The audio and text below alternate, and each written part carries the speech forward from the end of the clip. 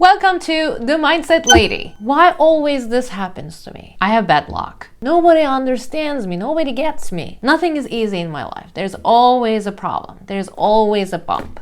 Do you see yourself saying these kind of sentences sometimes? Then maybe you're suffering from a victim mentality. If you feel like you are not in control of your life, but something else is, if another force is, if you find yourself complaining a lot about other people, if you have feeling of guilt or shame, and you feel like you are judging other people very easily, then maybe you have this victim mentality.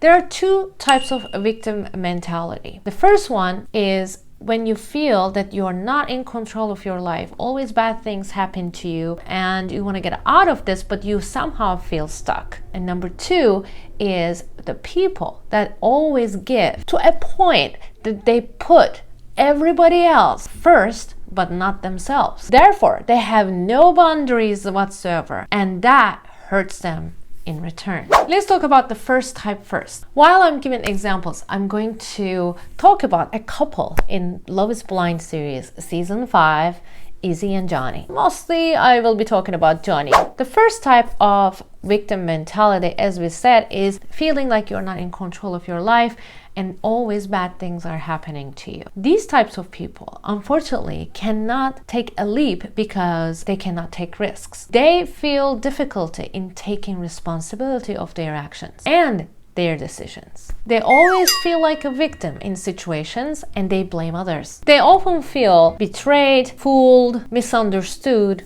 or cheated. And therefore, they feel lonely. When others try to console them, they feel anger. They feel like, no, you don't get it. You don't understand what I'm going through right now. When people use victim mentality as a defense mechanism, they tend to feel like an outside force will come all of a sudden and change what's going wrong in their lives. Maybe a person or maybe a thing, I don't know. But that never happens because actually you are in control of your life. If you wait for this perfect thing to happen or a change to happen, it might never happen. And then you realize that you wasted your time and you got into this victim mentality deeper and deeper and deeper as this person or this thing never comes. Why does this happen? Because in our childhood, somehow we coded things differently. Maybe in our childhood, we felt like we are weak, we are helpless, and we can't get anything right. Or maybe our parents blamed others for their own mistakes. Maybe in an attempt to cover their children's mistake, maybe, for example, you had a fight in school and your mom goes to the school principal and says like, no, my son is perfect. He never does such things. Then the child learns that, oh, okay, so I'm not the faulty one here. Always someone else is at fault. If you are not cared enough, loved enough, or valued enough as a child, or this is important, you were treated nicely, you were cared only when you cried, then you might have victim mentality even when you grow up to become an adult. So what should we do in this type 1 victim mentality? How can we get rid of it? Which good news is you can. First one is to know that you are in that situation, you are in that mentality. And once you realize that, you have to assess the situation. This is an isolated event. This bad thing happening to me doesn't mean that bad things will keep happening. I will find a solution. I will find a way to solve this problem and let it go. Learn a lesson from this situation. Why did this happen to me? Why didn't I see this coming? Did I see the red flags but I ignored them? What were those red flags? Those kind of assessing these bad situations will help you with the next one. You have to have a mindset that turns the obstacles into opportunities. For me, the best example will be pandemic, because before pandemic, I was a school director and our school was shut down permanently and I was at home, was not able to get out, see my friends, see my family.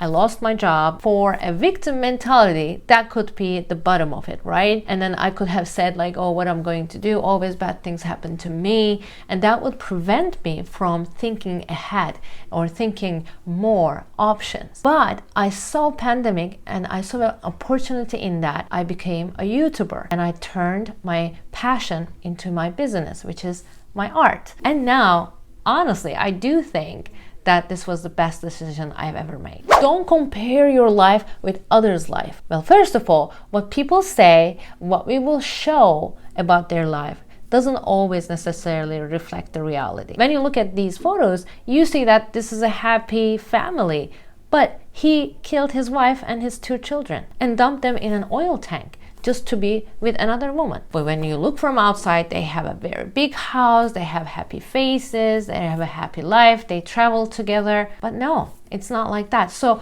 don't compare others' lives with your life. You are in control of your life. You are writing your own destiny. And trust me, there are so many other people who are jealous of your life. Start with small fears. Get over your small fears first, because this will help that, okay, they were not worth worrying about. Then you start to feel more encouraged to tackle your bigger problem. Type 2 is where I want to talk about Johnie from Love is Blind. After I explain type 2, I'm going to give example from Johnie, and you will be able to see what I'm trying to explain here. Victim mentality type 2 gives too much from herself or himself, because they feel like the more they give, the more love they're going to get back.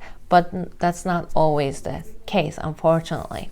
And these type of people act this way because when they were children, when they sacrificed things for others, they were rewarded. Let's say you're a child, you're 3 years old, and you're playing with your friend, your mom's friend's child. He takes your toy. And then even though you feel so sad inside, you let him take your toy. Your mom says, "Good job, honey. You're such a nice boy." She kisses you, and then you feel like, although I feel sad about losing my toy, I guess I did something nice by sacrificing my needs for someone that I don't even know. This victim mentality type 2 is very connected to the feeling of shame, guilt, and not worthiness feeling. So I'm not worth it. Others' needs come before my needs. So they are more worthy on default. These type of people find it really hard to say no.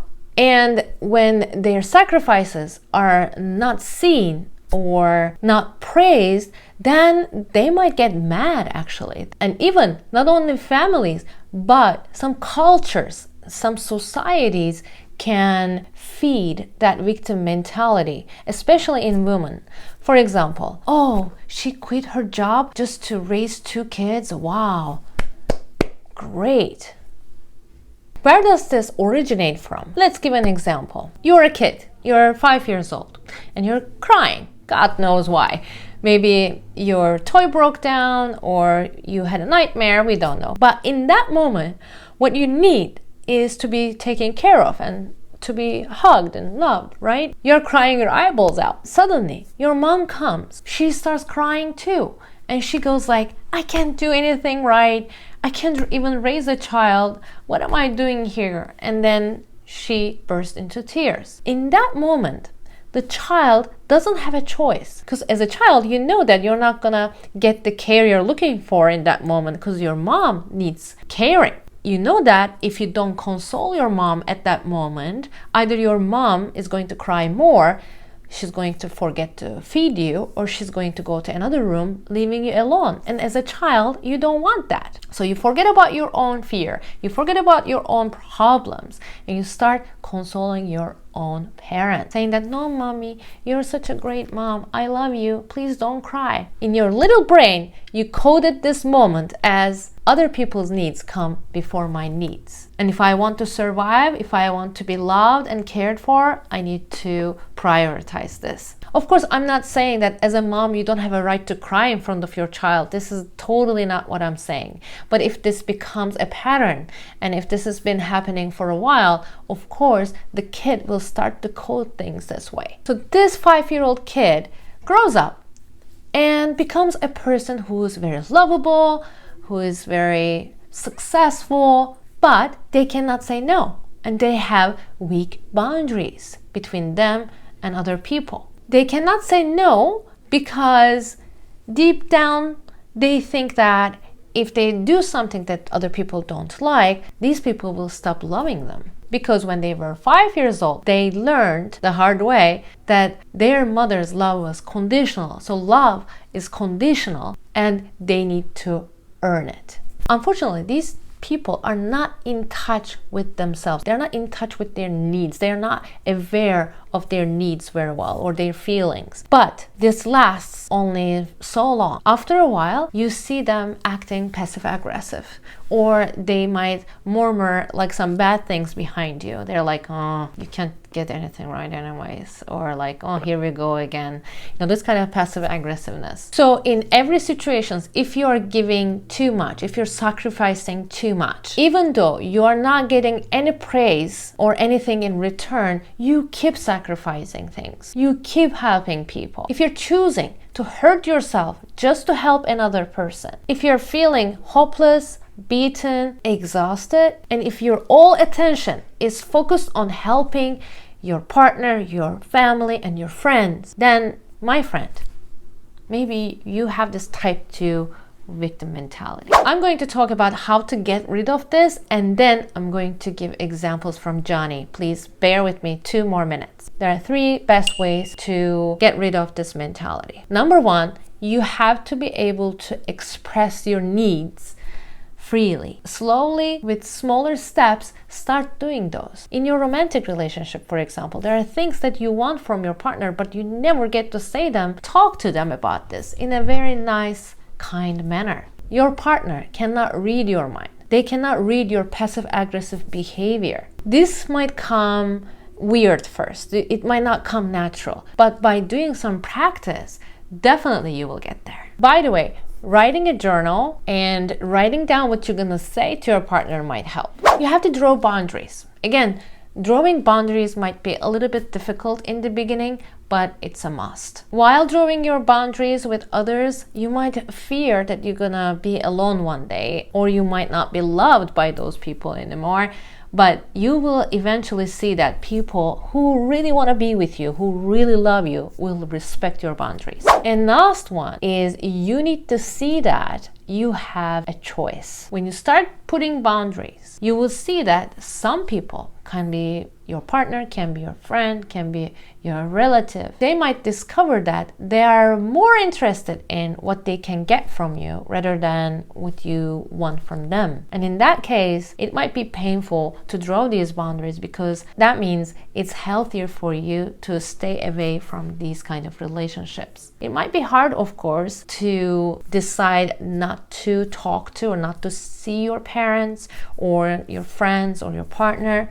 But if you feel that courage and if you take that step, you will realize that you have a much healthier life. And if you cannot, that's still okay. You just know that deep down there, you have a choice. And that should already make you feel better. Now let's talk about Johnie in Love is Blind Season 5. So Johnie meets Izzy in the pods and they have an instant connection. In the first date, we see that they are opening up very quickly and becoming vulnerable to each other. They are telling each other what they're looking for in a relationship. And there, Johnie makes a confession, and she says that she has a bad track record of having crappy relationships. To be honest, I have a track record of crappy relationships. I kind of been through the ringer in my past relationships. Sorry to hear that. I take responsibility for that. Like, I chose those kind of dudes in the past. Very mature of you. Johnie said she dated a bunch of people who had addiction issues. If you hear my past, I sound like 8,000 walking red flags, you know? Have you ever had addiction issues? Oh, no, never. The reason I asked you about the addiction issues was because my longest relationship was with someone who struggled with addiction.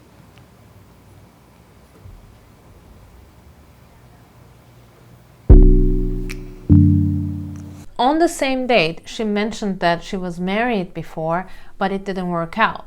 On a different date, she was going to confess that that marriage was a rebound, and actually it did not work out. It ended terribly because during her marriage, she learned that her ex-boyfriend, who she was in love with, died of an overdose. that piece of news caused her to go upside down, and her marriage just ended right there and then because she realized that she was still in love with this ex who just died and didn't love her husband.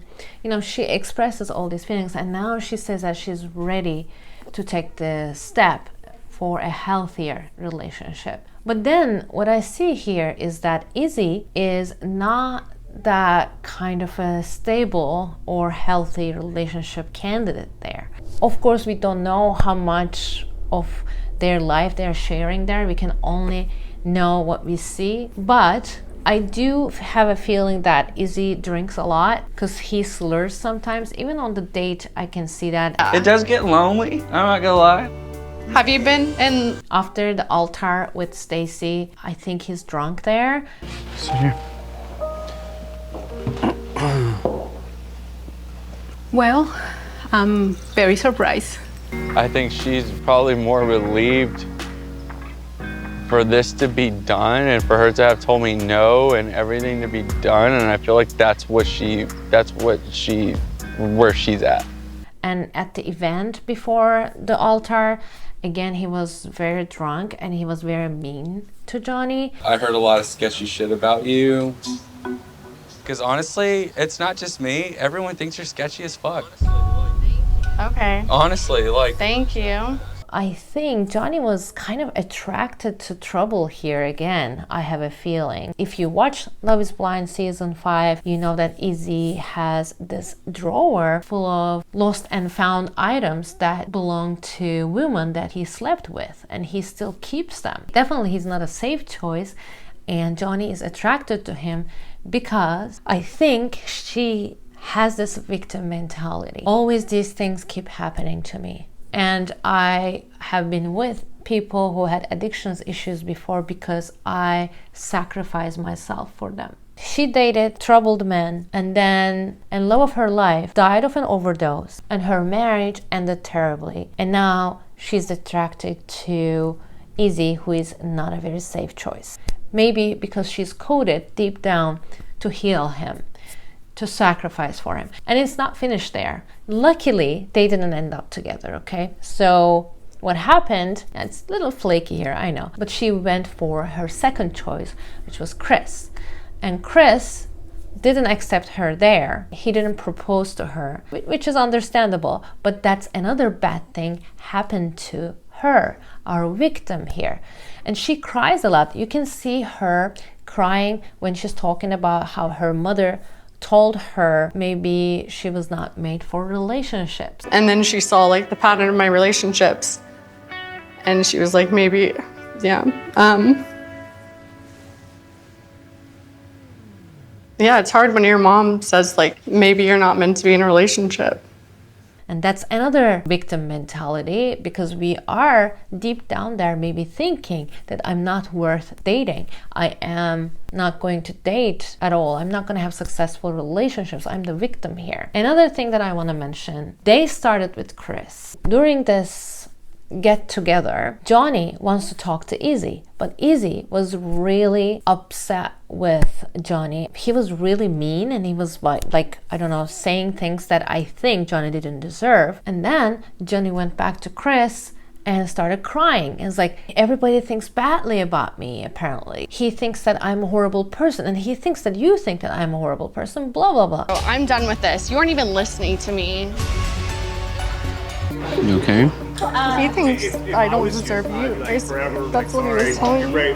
He was like saying that y'all had talked about me and y'all both had decided I was a terrible person. Do you think I'd be sitting here if I decided that? So again, victimizing. As a victim, you feel comfortable because that's your safe zone, and you keep dragging yourself in those situations. Then in reunion, what do we learn? Well, Chris, our super innocent looking guy, super proper looking guy, cheated on her.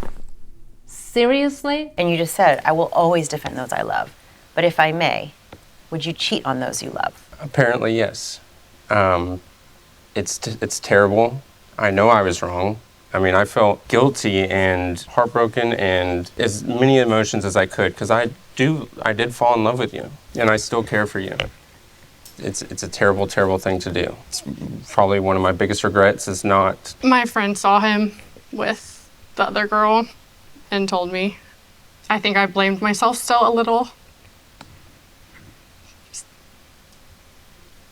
That was my fault. You don't need to. That's not you. She really, as she just said, like.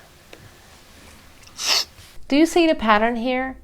So if you feel like a victim in all these situations, you're going to draw yourself into those kind of situations. It's gonna keep happening to you. You need to get rid of that victim mentality and get in control of your choices. I am responsible for my own choices. I am not always attracting trouble. I am choosing to attract trouble to my life. I know this sounds harsh. I know some of you might not agree with me, but trust me, psychologists studied these. There are papers on these. If you do suffer from victim mentality, I think Johnie is a good example here. You have a gift, which is this video.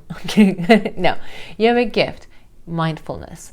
You need to be aware. Awareness, self-awareness is the key here, and it's not too late. Hope you found this video helpful, guys. If you want to check out my other videos about mindset and also Love is Blind, here for you. Please don't forget to subscribe and like this video. Bye.